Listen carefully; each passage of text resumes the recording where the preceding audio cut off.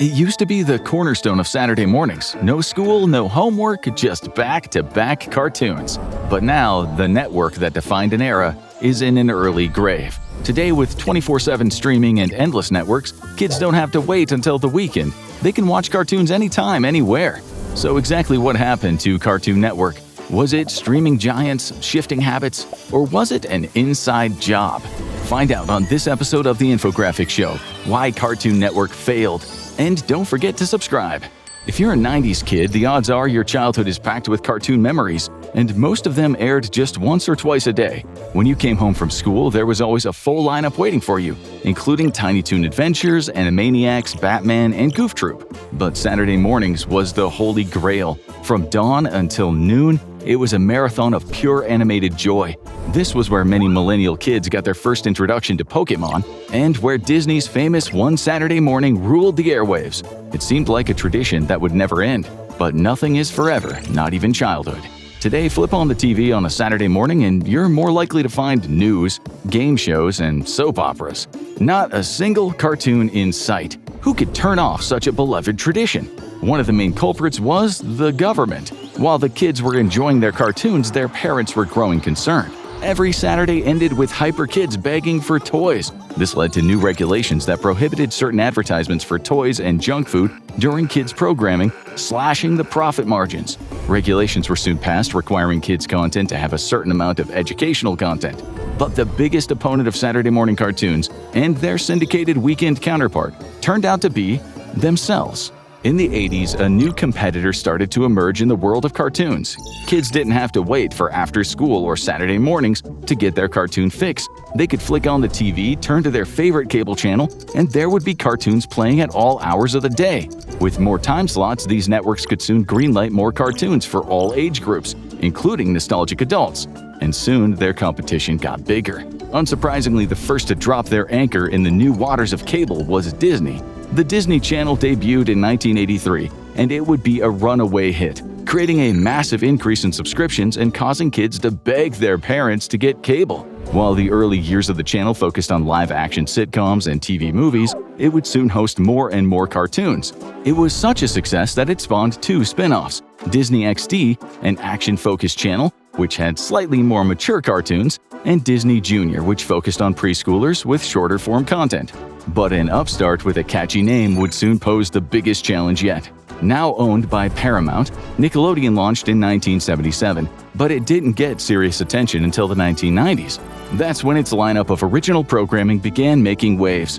Rugrats, a show about the adventures of imaginative babies, not only was a hit on TV but spawned two motion picture spin-offs. It also struck gold with a more serious show, the Asian-influenced epic fantasy Avatar: The Last Airbender, and the company hit pay dirt in the early 2000s with SpongeBob SquarePants, a tale of a hard-working sea sponge working in fast food and his eccentric neighborhood. It was such a huge hit that it is still running today and has spawned an endless series of movies, spin-offs, and even a stage show. So it was inevitable that one of the kings of cartoons would soon get into the fray. Warner Brothers has been a cartoon powerhouse for almost a century, with Bugs Bunny and the Looney Tunes only being second to Mickey and his friends in recognizability.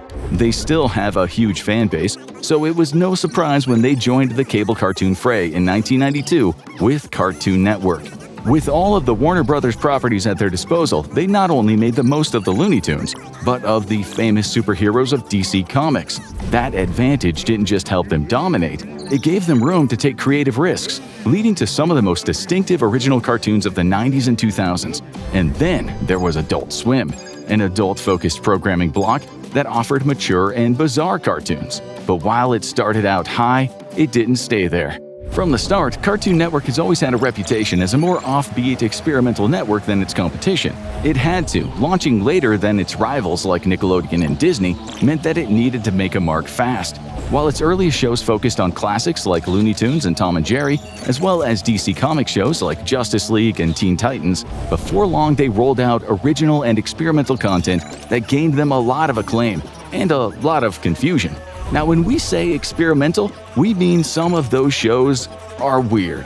Early Cartoon Network original hits included Dexter's Laboratory, about a pint-sized mad scientist, Powerpuff Girls, about a trio of preschool-age superheroes, and the deeply traumatizing Courage the Cowardly Dog, featuring a tiny pup fighting the eldritch abominations threatening his elderly owners.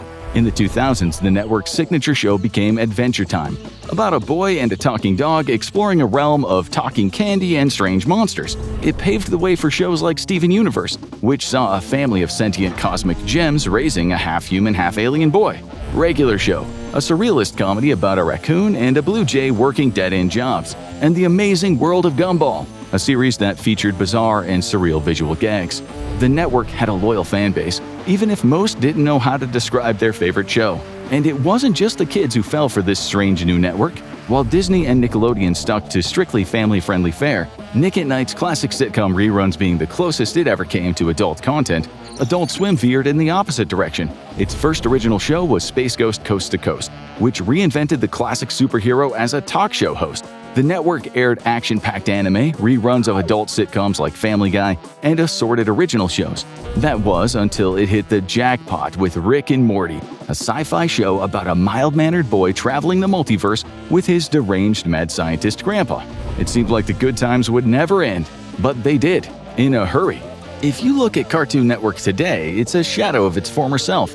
It's so dramatic, in fact, that the network has barely any original shows on it. Most of the popular ones have ended, some have migrated elsewhere, and others have been abruptly canceled by the network. But that doesn't mean Cartoon Network is extinct by any stretch. It's still running from 6 a.m. to 5 p.m., but what kids will find will be very different from the old days, and it might be very repetitive. And if you ask the fans, it has ruined Cartoon Network. Viewership of the network has declined precipitously over only a few years, with more than half of the audience disappearing in only 5 years.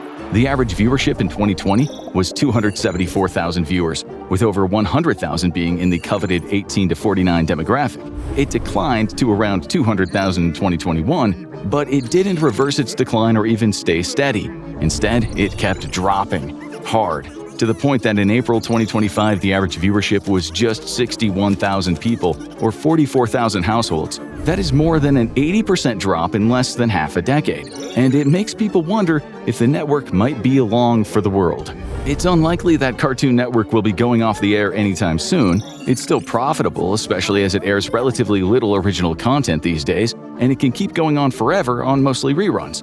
But the heart of the network has already been shut down, with its in-house animation studio closing its doors in 2023, and the website being taken offline in 2024. That essentially makes the network a ghost of its former self, running on nostalgia and reruns, while the people who made it a success are already long gone. If you ask its old-school fans, it's already dead, which raises the question, who killed it? Like any good murder mystery, there are plenty of suspects, but perhaps the biggest culprit behind Cartoon Network's decline is simple. It never quite kept pace with its rivals. Shows like Gravity Falls, SpongeBob, and Avatar became merchandising icons and spawned multiple spin-offs, even if the latter's fans would rather not talk about it. There is no live-action movie in Ba Sing Se. But Cartoon Network shows were always cult hits at best. None of the original properties have ever had a theatrical movie spin-off, for one thing. The closest was probably the adult-skewing Rick and Morty, but its biggest success involved a PR disaster and a riot over McDonald's Szechuan sauce. And they also haven't broken out into the real world. One of the biggest ways a kid's property becomes an empire these days is with a presence in theme parks. Disney obviously has an entire theme park empire to itself, and its most successful cartoons can hold court there. Nickelodeon has multiple licensing deals with top theme parks, including the indoor Nickelodeon Universe theme parks at a pair of giant malls, and several areas dedicated to its characters at Universal Studio Parks. While Cartoon Network's parent company Warner Bros. Does have a licensing agreement with the Six Flags chain, it's usually limited to some branding and character meet and greets. And even then, it's really only the Looney Tunes and DC Heroes who get to represent the company.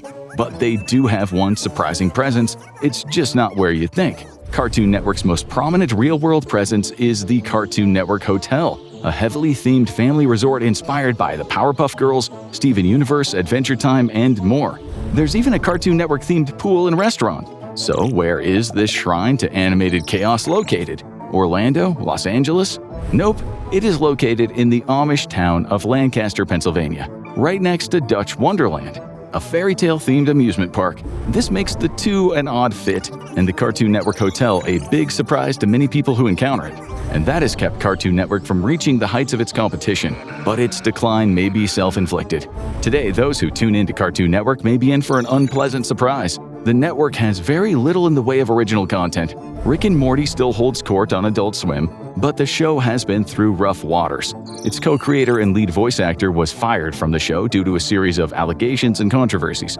As for the kids, there's only one show currently airing new episodes on the network, and it just so happens to be its most controversial. Teen Titans Go, a long-running spin-off of the DC Comics animated series Teen Titans, took the show's 5 lead characters and turned them into chibi-style parodies of themselves, packed with dense humor and visual gags. And old-school fans of the characters hate it.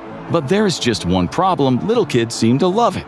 It's been running for over 10 years, and it got a spin-off movie. It's so successful for the network that it can run for hours at a time and air repeats that take up the majority of the kids' programming for the day. And that has left little room for anything else. Most of Cartoon Network's other shows have ended or been canceled. Shows like We Baby Bears, itself a chibi-style spin-off of another show, are in limbo as they wait for the news of renewal. Many shows, when they air on Adult Swim, come in knowing that they are likely to only have a limited run. It's not just that Cartoon Network is in decline, it's that no one is sure anymore if there is even a place for it at all. Because cartoon viewing has changed once again in a big way. The days of tightly scheduled cartoon blocks are over. Today's kids aren't adjusting their day around a network's timetable, they're used to cartoons being on demand via streaming platforms. Fans can simply open a website or an app and order up their favorite shows just like you'd search for your favorite episode of the infographic show. Disney has Disney Plus and Hulu, while Nickelodeon has Paramount Plus. Cartoon Network's parent company has HBO Max, which has a massive array of old and new content. So that's where everyone should go to watch the new Cartoon Network shows, right? Well, it would seem so, but it hasn't worked out that way. HBO Max did play host to the acclaimed Fiona and Cake series, a more mature spin-off of Adventure Time.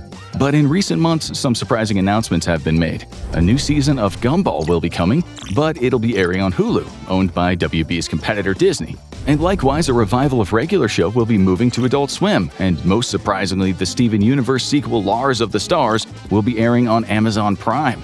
None of these revivals of Cartoon Network hits will actually be airing on the main Cartoon Network. And if you ask some people, that might be by design. There is one thing nearly every hit cartoon has in common. It's a memorable villain. Whether it's Elmer Fudd chasing that wascally wabbit, Joker springing another death trap on Batman, or yet another masked criminal unmasked by the Mystery Machine Gang, the story wouldn't be the same without a great bad guy. And if you ask Cartoon Network fans, the network has one of its own. David Zaslav, the head of Warner Brothers Discovery and the man in charge of the network's future. Since he took over in 2022, Zaslav has gained a reputation as a notorious cost-cutter. He began his career at sister company Discovery, which specializes in reality television, and he's made some deep cuts in Warner Brothers scripted content. Most famously, he shelved a nearly completed Batgirl film as a tax write-off, ensuring it would never ever be seen.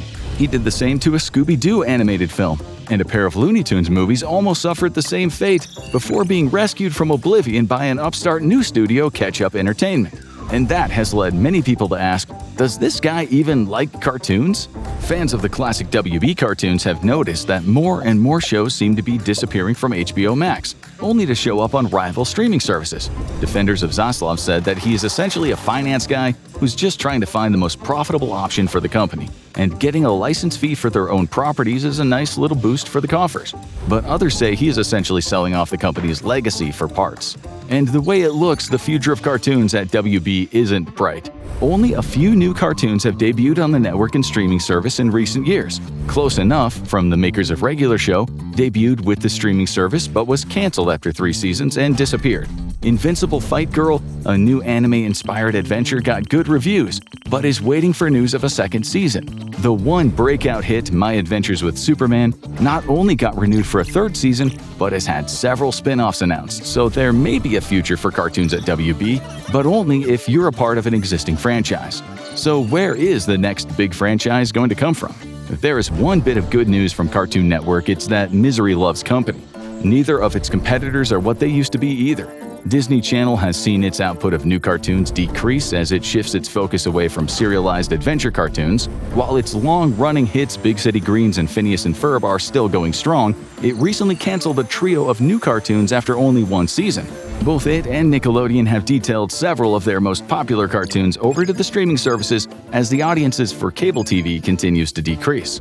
But the biggest competition may be coming from an unexpected source. Now, if you ask kids today what they're watching, you're likely to get a very simple response.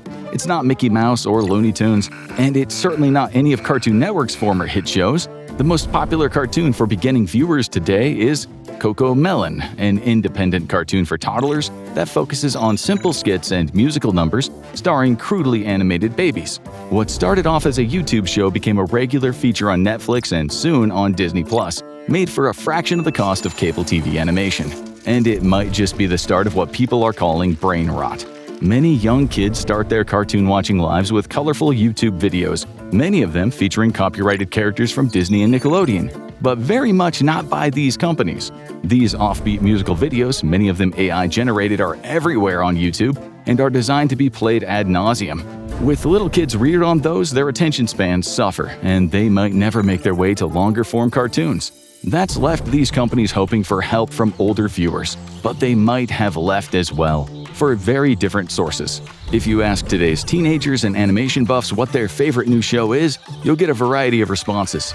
They might mention Hazbin Hotel and Hell of a Boss, a duo of profane animated musical comedies set in a very offbeat take on the afterlife.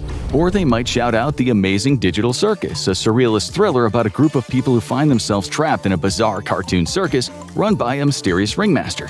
They might even give some love to the newer Mech West, a steampunk Wild West adventure filled with robots and bandits. But you won't find any of those shows on Cartoon Network. They all have two things in common. They are highly ambitious and original shows, and they are all independent animation projects that began their life on YouTube. As their fandom grew, many of them were picked up by streaming services to find a bigger audience.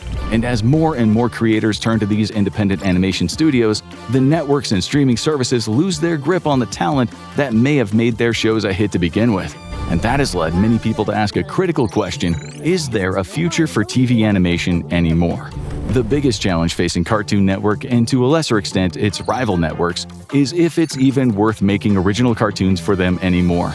The networks aren't going anywhere, and they have decades of original content from the past built up that they can re-air ad nauseum for new fans to discover.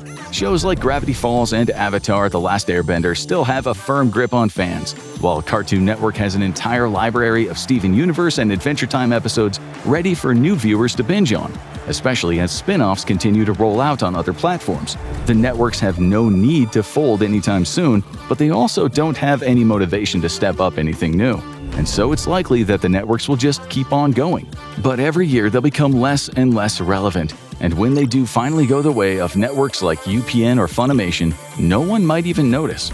Cartoon Network lost its audience by drifting away from what made it iconic. But it's not the only household name struggling to hold on. Watch The Real Reason McDonald's is failing to find out why the Golden Arches are starting to lose their shine.